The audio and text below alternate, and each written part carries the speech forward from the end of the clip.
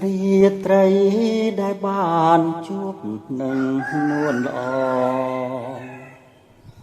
នៅបាត់ដំបងមាត់ស្ទឹងសង្ការយើងទាំង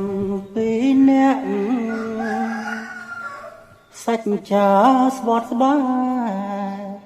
ក្រោមដួងព្រះខែរះពេញបរមី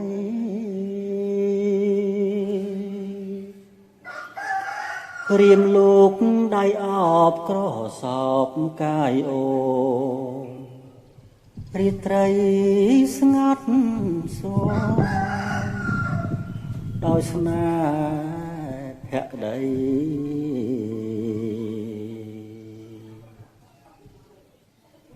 ភក្តិអើយភក្តិអូនញញឹមមានន័យប្រហើក្លិនស្រីជាប់នៅដៃបង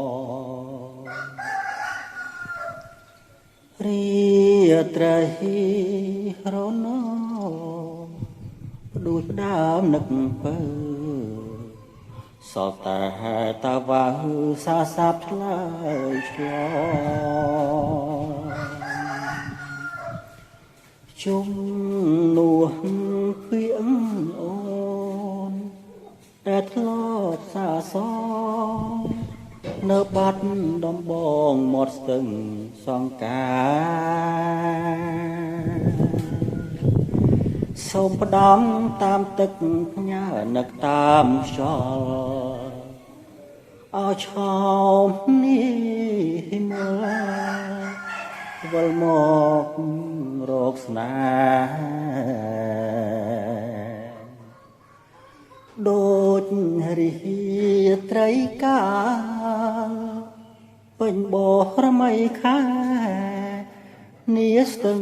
សង្កែក្រុងបាត់ដំបង